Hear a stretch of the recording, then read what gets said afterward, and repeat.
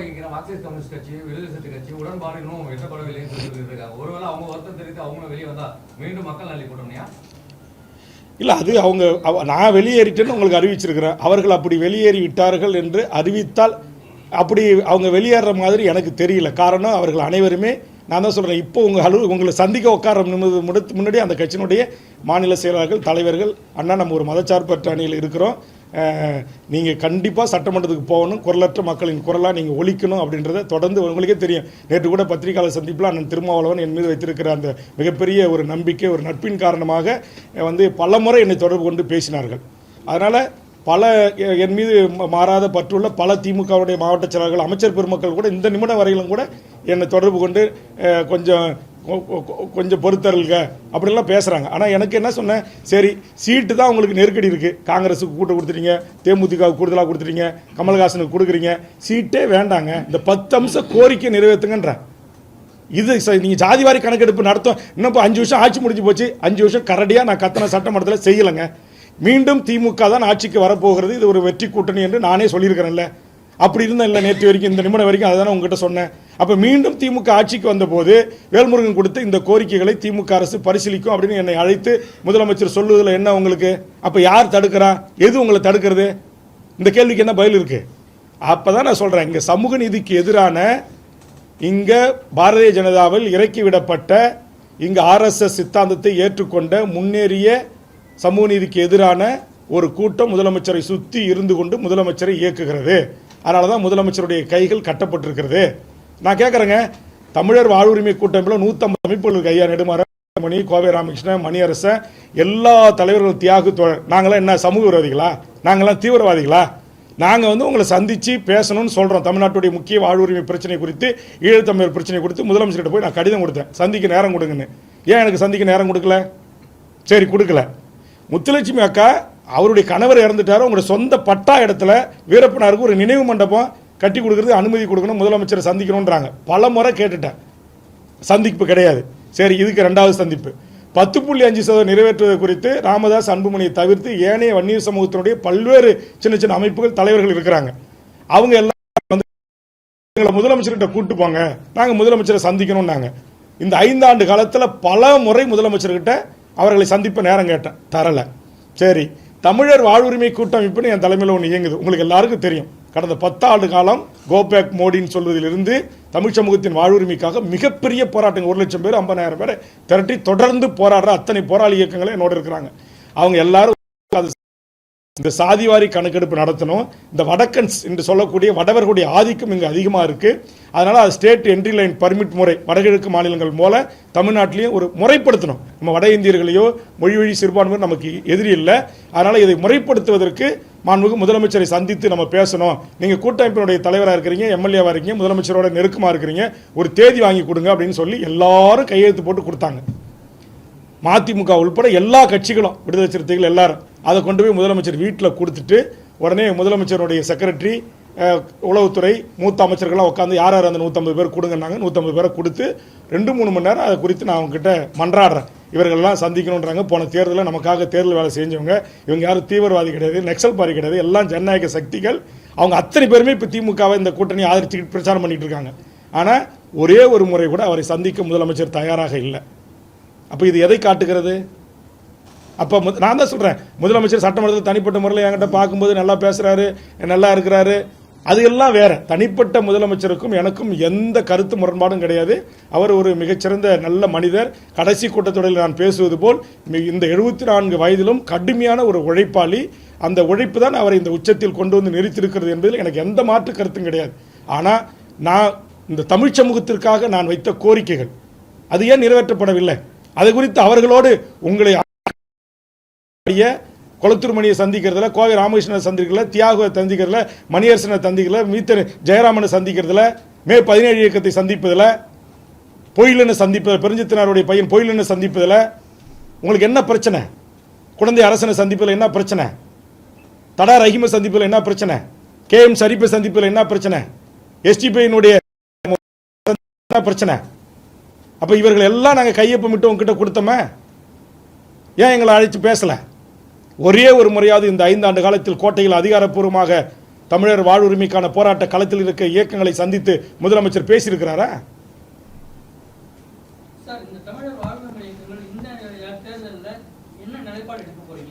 இல்லை, இது வந்து ரொம்ப எங்களை என்ன சொல்லுவாங்க, கூடவே வைத்திருந்து நாங்கள் ஒரு வலுவான மாற்று அணியாக கட்டமைத்து விடக்கூடாது என்கிற அடிப்படையில் கடைசி நேரத்தில் அவங்க எங்களுக்கு இந்த பதிலை சொல்கிறாங்க. இந்த பதிலை சொன்ன பிறகு தான் நான் அவங்களை சந்திக்கிறேன். அதனால் இப்போ என்னுடைய ஒருங்கிணைப்பில் இருந்த தமிழர் வாழ்வுரிமை கூட்டமைப்பில் இருந்த பல இயக்கங்கள் திமுகவுக்கு ஏற்கனவே ஆதரவு தெரிவித்து விட்டார்கள். அதை நான் குறை சொல்ல மாட்டேன். அது மதச்சார்பற்ற பாரதிய ஜனதா அணி இங்கு வெற்றி பெற்றுவிடக்கூடாது என்பதற்காக அவர்களை ஆதரித்திருக்கிறார்கள். இப்போது நான் கூட்டிலிருந்து வெளியேறி வந்திருக்கிறேன்.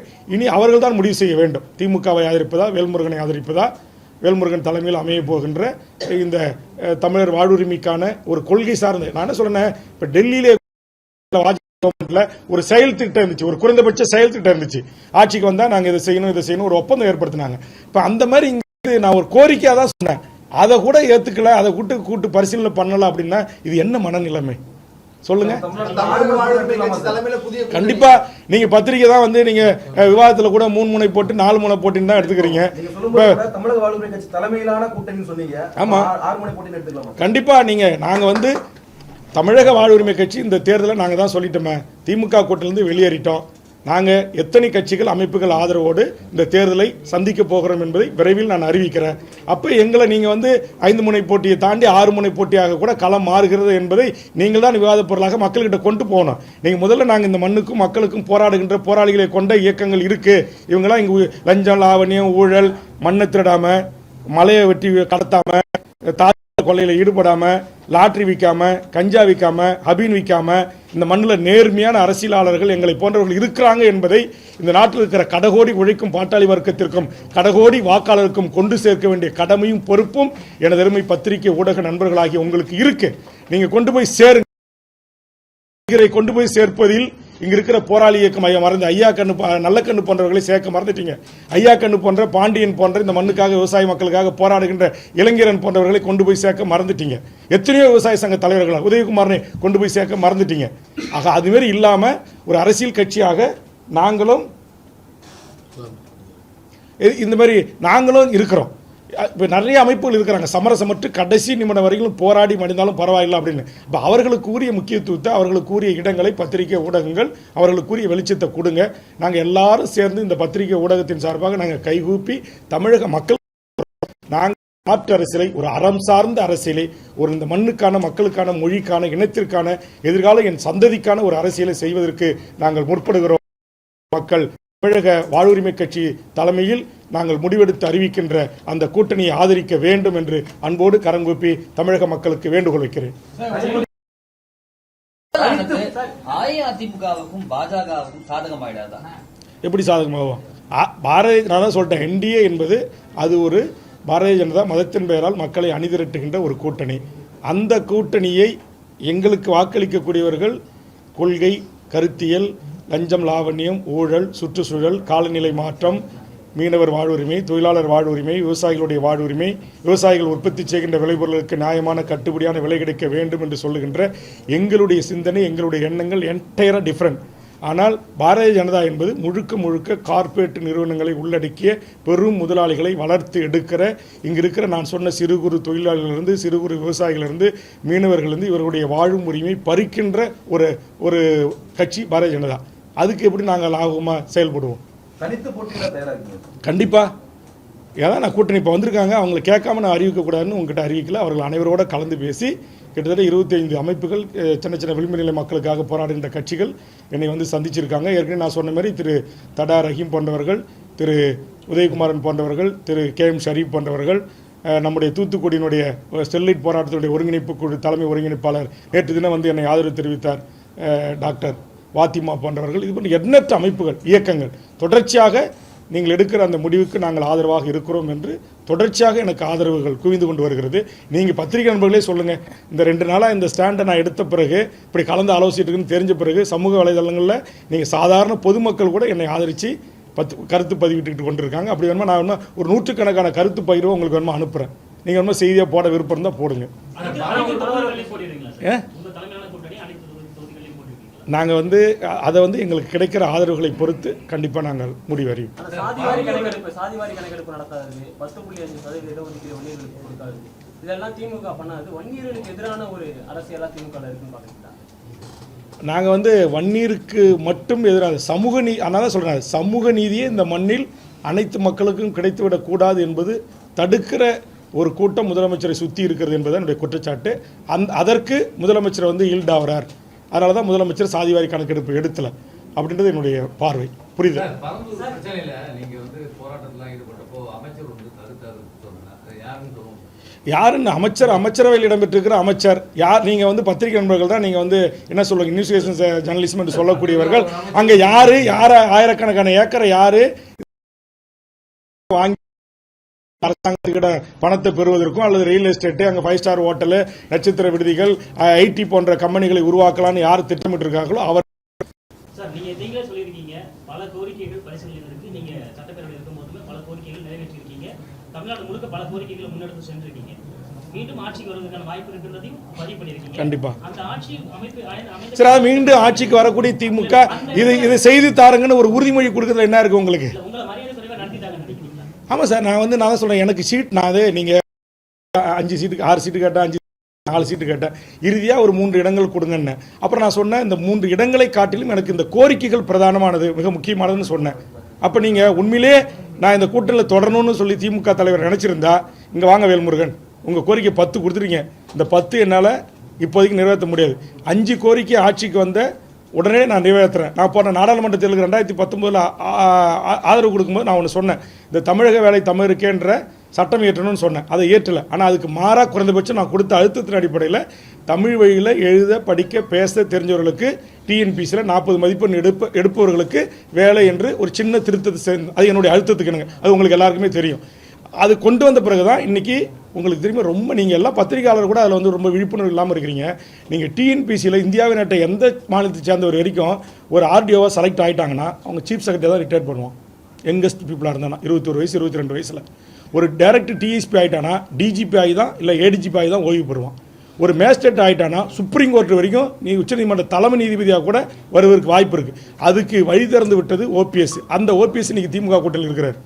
நான் என்ன சொல்கிறேன், அந்த சட்டத்தை ரத்து பண்ணுங்கன்னு சொன்னேன் 5 வருஷமாக. ஓபிஎஸ் கொண்டு வந்து அந்த சட்டம் இன்னி வரையிலும் யாருடைய அழுத்தத்திற்கு அடிபணிந்து ஏன் அந்த சட்டத்தை ரத்து பண்ணுங்க நான் கத்துறேன்.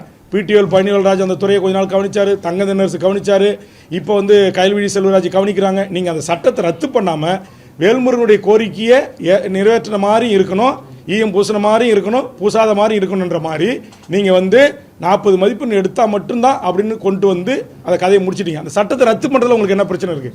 அப்போ நான் சொன்ன வட இந்திய RSS பின்புலம் கொண்ட ஒரு கும்பல் இங்கே டிஎன்பிசினுடைய செக்ரட்டரியாக உயர்ந்த பதவிகளில் சேர்மனாக உட்காடுறீங்க. ஏன் தமிழ்நாட்டில் டிஎன்பிசினுடைய சேர்மனாக ஒரு பச்சை தமிழ் அமர வைப்பதில் உங்களுக்கு என்ன சிக்கல்? யாரை போட்டிருக்கிறீங்க? அவர் தமிழ்நாட்டில் இருக்கிற இந்த மண்ணின் மக்களாக இருக்கு, படித்து விட்டு பட்டம் படித்து 1 கோடி பேர் வேலை வாய்ப்பில் உள்ள பதிவு செய்து காத்திருக்கிறானே, அவன் அந்த வேலைக்கு போகிறதுக்கான வாய்ப்பு உருவாக்காங்களா? தமிழ்நாட்டு வரலாற்றில் இன்றைக்கி குரூப் 2 தேர்வு ரத்து பண்ணது இருக்கா? இன்றைக்கி அட் டைமில் நீங்கள் 50 லட்சம் பேர் தேர்வு எழுதக்கூடிய கட்டமைப்பு கொண்ட தமிழ்நாட்டில் எதுக்கு இந்த குளறுபடி? இந்த தேர்வுக்கு தயாராகணும் அந்த இளைஞர்களுடைய எதிர்காலம் என்னாச்சு? அப்போ இதெல்லாம் நான் கேட்குறேங்க, நான் அறிக்கை கொடுக்குறேன். கொள்ளை கற்பழிப்பு கஞ்சா அப்படின்னு என்னுடைய அறிக்கை, என்னுடைய முகநூல் பக்கத்தில் எல்லா அறிக்கையும் நான் பதிவிடுறேன். நீங்கள் எந்த மெயின் ஸ்ட்ரீம் எடுத்து போடுறது இல்லாதனால உங்களுக்கு தெரியல. இந்த ஆட்சியில் இப்போ சமீபத்தில் நடந்த தூத்துக்குடியில் நடந்த கொலையிலிருந்து அத்தனையும் நான் கண்டிக்கிறேன். சட்ட ஒழுங்கு யார் கையில் இருக்குன்னு நான் கேட்குறேன். காவல்துறை என்ன பண்ணிக்கிட்டு இருக்கீங்கன்னு கேட்குறேன். விரைவு நீதிமன்றத்தின் மூலம் உடனே தூக்கு தண்டனை கொடுக்கணுன்ற. அப்போ இது எல்லாம் வந்து திமுக இருந்துக்கிட்டு நான் பேசவே கூடாது, நீ உதயசூரியன் சின்னத்தில் நின்ன, நீ வெறுமனே எங்களுக்கு வந்து ஆதரவு கட்சியாக மட்டும் இருக்கணும், வாயே திறக்கக்கூடாது, எந்த டிமாண்ட்ஸும் எங்களுக்கு வைக்கக்கூடாது அப்படின்ற அடிப்படையில் நீங்கள் அணுகுனீங்க அப்படின்னா, அப்போது இந்த 5 ஆண்டு காலத்தில் எந்த அமைச்சர்கள் எந்த துறை செயலாளர்கள் யார் எங்கெங்கே எந்தெந்த துறையில் தவறு செஞ்சுருக்காங்க எல்லா புள்ளிவிவரங்களும் என் கையில் இருக்குது. எல்லாவற்றையும் ஆதாரப்பூர்வமாக பத்திரிகையாளர் சந்திப்பில் அடுத்தடுத்து நீங்கள் இனி இருக்குது பாருங்கள். வேல்முருகன் இந்திய நாட்டுடைய ஆடிட் அண்ட் அக்கவுண்ட் ஜெனரலுடைய அறிக்கை, அந்த அறிக்கையின் அடிப்படையில் அந்த அத்தனை அறிக்கைகளும் என் கையில் இருக்குது. கடந்த கால அதிமுக ஆட்சியும் சரி, இந்த கால திமுக ஆட்சியிலும் சரி, இதில் மக்களுடைய வரிப்பணம் எத்தனை ஆயிரம் கோடி இன்றைக்கி அறப்போர் இயக்கம் வெளியிடுற மாதிரி இன்றைக்கி பல யூடியூபர்ஸ் கூட துணிஞ்சு சில தவறுகளை சுட்டி காட்டுற மாதிரி என்கிட்ட அதிகாரப்பூர்வமாக ஆவணமாகவே இருக்குது. இது எல்லாம் வைத்து நான் பொதுமக்கள்கிட்ட என்னுடைய கருத்தை சொல்கிறேன். நான் வந்து ஒரு ஆளுங்கட்சி கூட்டணிலிருந்து இன்றைக்கி உங்களுக்கு தெரியும், திமுக எனக்கு கொடுக்குற 1 இடமோ 2 இடமோ அது வந்து எனக்கு எம்எல்ஏ சீட் இல்லை, அது எம்எல்ஏ. ஏன்னா நெய்வேலியில் நான் 32,000 ஓட்டு சுயேட்சை வச்சிருக்கிறேன். இப்போ விஜய் மருத்துவர் ஐயா தலைமையில் அணி சேர்த்த பிறகு 6 அணி, அங்கே ஒட்டுமொத்த ஓட்டே 1,50,000 ஓட்டு தான் போலாகும். ஏன்னா மொத்த ஓட்டே 1,70,000 ஓட்டு தான். அப்போ என்எல்சி இருக்கிற பெரிய ஆஃபீஸர்லாம் ஓட்டு போட வரமாட்டான். 1,50,000 ஓட்டில் 6 அணியாக பிரித்தா ஏற்கனவே நான் வாங்கின 32,000 ஓட்டே போதுமான வெற்றிக்கான ஓட்டு, என்னால் வெற்றி பெற முடியும். ஆனால் நான் ஓட்டரசியலை கூட ஒதுக்கி வைத்துவிட்டு நான் இந்த 10 அம்ச கோரிக்கை என்பது என் எதிர்கால இளைய தலைமுறைக்கானது. நான் மதுரை உயர்நீதிமன்றத்தில் போராடி பல உயர் பதவிகளில் தமிழ் வழியில் படித்தவங்களுக்கு வேலை வாய்ப்பு உரிமையே கொடுக்கல. நான் போராடி தீர்ப்பு வாங்கி தான் அதை நான் நிலைநிறுத்தினேன். உங்களுக்கு தெரியும் 7.5% மாண்புமிகு எடப்பாடியார் அவர்கள் ஏழை மாணவர் செல்வங்களுக்கு அரசு பள்ளியில் படிக்கிறவங்களுக்கு கொடுத்தாரு. ஆனால் அது பிரைவேட் காலேஜில் அனுமதி இல்லைன்னாங்க. அதற்கு நான் வழக்கை தொடுத்து அதுக்கு ஆனந்த வெங்கடேசன் மூலமாக தீர்ப்பை பெற்று நான் அதை நடைமுறைப்படுத்தினவன். நான் அதனால தான் சொல்கிறேன், நான் இந்த மண்ணுக்கானவன், இந்த மக்களுக்கானவன். அதேமாதிரி உங்களுக்கு தெரியும், நீட்டு தேர்வு எழுதுறதுக்கு பீகார், உத்தரப்பிரதேசம், ராஜஸ்தான், கர்நாடகா போய் எழுதணுன்னாங்க. அண்ணா நகரில் இருக்க தென்னிந்திய நீட் அலுவலகத்துடைய டைரக்ட் அலுவலகத்தை இழுத்து பூட்டு போட்டு அந்த கொஸ்டின் எல்லாரும் அதர் ஸ்டேட்டுக்கு போக விடாமல் தடுத்து அங்கே உட்கார்ந்த இடத்துல இருந்து தமிழ்நாட்டு மாணவர்கள் இந்திய நாட்டில் எங்கு தேர்வு எழுதினார்களோ அதுக்கான போக்குவரத்து கட்டணம், ஃப்ளைட் டிக்கெட்டு, ட்ரெயின் டிக்கெட்டு அத்தனையும் திருப்பி கொடுக்கணும். இந்த ஆண்டோட நீங்கள் தமிழக மாணவர்கள் எங்கேயும் வெளியில் போய் தேர்வு எழுத அனுப்பக்கூடாது, தமிழ்நாட்டில் அத்தனை அடிப்படை வசதிகள் இருக்குது, தமிழ்நாட்டிலே தேர்வு எழுதுங்கன்னு சொல்லி பூட்டி சிறைவித்து அதே இடத்துல ஒப்பந்தம் ஏற்படுத்திக்குவேன். அதேமாதிரி சிறப்பு ட்ரெயினில் வந்து அப்ரண்டிஸ் பண்ணிக்கல, சென்னிமலையில், திருச்சியில், சென்னையில், சேலத்தில் எல்லாம் வடநாட்டுக்காரனே உள்ளே வந்துக்கிட்டு இருந்தான். அதுக்கு ஜிஎம் அலுவலகத்தை முற்றுகையிட்டு இழுத்து பூட்டு போட்டு அங்கேயே போய் உட்காந்து போராடி தமிழ்நாட்டை சேர்ந்து வேலைவாய்ப்பு அலுவலர்கள் பதிவு செய்யப்பட்ட தமிழக இளைஞர்களுக்கு மட்டுமே இனி ரயில்வே துறையில் ஆள் எடுக்கணும்னு சொல்லி அதை சட்டமாக்கியவன் வேல்முருகன். அப்போ நான் எதுக்கு சொல்ல வரேன்னா, எனக்கு சீட்டே பிரச்சனை இல்லைங்க, எனக்கு பதவியே முக்கியம் இல்லை. நான் தமிழ்நாடு விடுதலைப்படைன்ற ஒரு மூவ்மெண்ட்டில் இருந்து ஜனநாயகத்தை ஏற்றுக்கொண்டு தேர்தல் அரசியலுக்கு வந்தவன். அதனால் எனக்கு எதுக்கு பதவி? நீங்கள் கொடுக்குற ஒரு சீட்டு 2 சீட்டு எனக்கு முக்கியம் இல்லை. என் தமிழ் சமூகத்தின் உயிர்நாடி பிரச்சனை, சமூக நீதி பிரச்சனை, ஈழத்தில் நடந்த இனப்படுகொலை, அதுக்கு ஒரு சர்வதேச நீதி விசாரணை வேணும்னு அம்மையார் ஜெயலலிதா நிறைவேற்றின தீர்மானத்தை நிறைவேற்ற உங்களுக்கு யார் தடுத்தா? எது தடுக்குது? பதில் சொல்லுங்கள் எனக்கு. ஒரு இனப்படுகொலைக்கு ஒரு சர்வதேச நீதி விசாரணை நடத்துங்கன்னு ஒரு தீர்மானம் நிறைவேற்றி ஒரு பக்கம் பேப்பர் உங்களுக்கு செலவாக போது மோடி அரசுக்கு அனுப்பி வைங்க. ஏன் அதை செய்ய மறுக்கிறீங்க? யாருக்கு பயப்படுறீங்க? பதில் சொல்லுங்கள். சட்டமன்றத்தில் 5 வருஷம் கேட்டேன், பதில் சொல்லலை. இன்றைக்கி உங்கள் கூட்டணியிலேருந்து வெளியேறியும் கேட்குறேன், பதில் சொல்லுங்கள். அன்றைக்கும் கேட்டேன், இன்றைக்கும் கேட்பேன், நாளைக்கும் கேட்பேன். அதான் வேல்முருகன். பதவிக்கானவன் அல்ல, சீட்டுக்கானவன் அல்ல, நோட்டுக்கானவன் அல்ல. உடனே என் சொந்த சாதியை சேர்ந்த ஒரு பசங்க ஒரு சில பேர் போடுறான், திமுக வேல்முருகனுக்கு பல கோடியை கொடுத்து வன்னியர்கள் ஓட்டை பிரிப்பதற்கு முயற்சிக்கிறார்கள். இந்த அபத்தங்கள் நடக்கும், அதை பற்றியெல்லாம் நான் கவலைப்படலை. இந்த அவதூறுகள் நடக்கும், அதை பற்றியெல்லாம் நான் கவலைப்படலை. நான் இந்த மண்ணையும் மக்களையும் மொழியும் இனத்தையும் நேசிக்கக்கூடிய ஒருவன். என்னை முழுவதுமாக அறிந்த மூத்த பத்திரிகை ஊடக நண்பர்களுக்கும் மூத்த அரசியல் தலைவர்களுக்கும் தெரியும். என்னுடைய சட்டமன்ற உரையை 5 ஆண்டு காலம் உன்னிப்பாக கவனித்த எனது அருமை பத்திரிகை ஊடக நண்பர்களாகிய உங்களுக்கும் தெரியும். அதனால் என்னுடைய கோரிக்கை, என் மக்களுக்கான கோரிக்கை தான் பிரதானம். அதை முன்னோக்கி தான் நான் தொடர்ந்து வலியுறுத்தி வந்தேன். அதற்கு கூட எனக்கு ஒரு சரியான பதில் கிடைக்காத பட்சத்தில் எங்கள் கட்சி ஒட்டுமொத்தமாக எடுத்த முடிவை எனது அருமை பத்திரிகை ஊடக நண்பர்களுக்கு அறிவித்திருக்கிறேன். தொடர்ந்து நீங்கள் ஆதரவு தர வேண்டும் என்று கேட்டு நிறைவு செய்கிறேன். நன்றி.